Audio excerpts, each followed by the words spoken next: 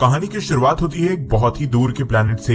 लगभग आज से 3000 साल पहले इस प्लेनेट पे हर जगह भूखमरी है, खाने को कुछ नहीं है, तरह तरह की बीमारी फैल रही है, कभी भूकंप तो कभी बाढ़। ऐसे करके धीरे धीरे ये प्लेनेट खत्म हो रहा है। इस प्लेनेट पे जीवन के नाम पे एक छोटा सा कबीला है जो कि बस जिंदा रहने के लिए इधर से उधर जाते रहता है, और कई जंगली जानवर भी भरे पड़े हैं।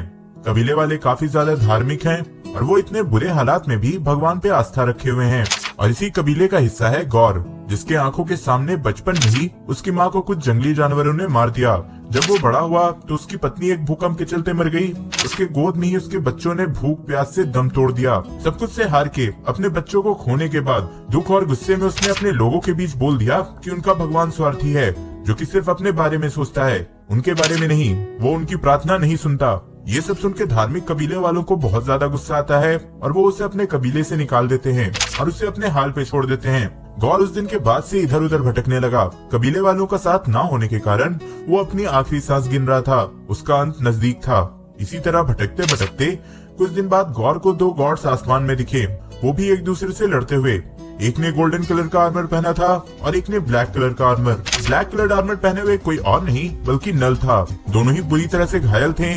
नल डीप स्लीप में जा चुका था लेकिन जिंदा था। यहीं पे गोल्डन आर्मर्ड गॉड ने गौर से मदद मांगी। ये सब देख के गौर को और गुस्सा आ गया। उसने बोला, जब मुझे तुम्हारी मदद चाहिए थी तो तुम सब कहाँ थे?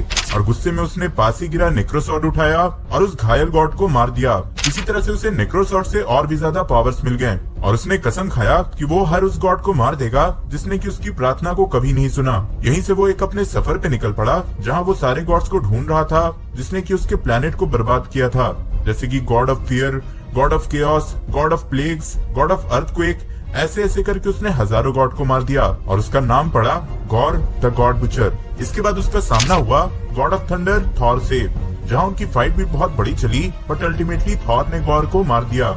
अब मैंने थॉर और गौर की ये फाइट को बहुत ही सिंपल वे में बता दिया है, बट इसकी एक बहुत ही लंबी और कॉम्प्लेक्स स्टोरी लाइन है, जहाँ टाइम ट्रेवल से लेकर थॉर के तीन डिफरेंट वर्जन्स भी हैं।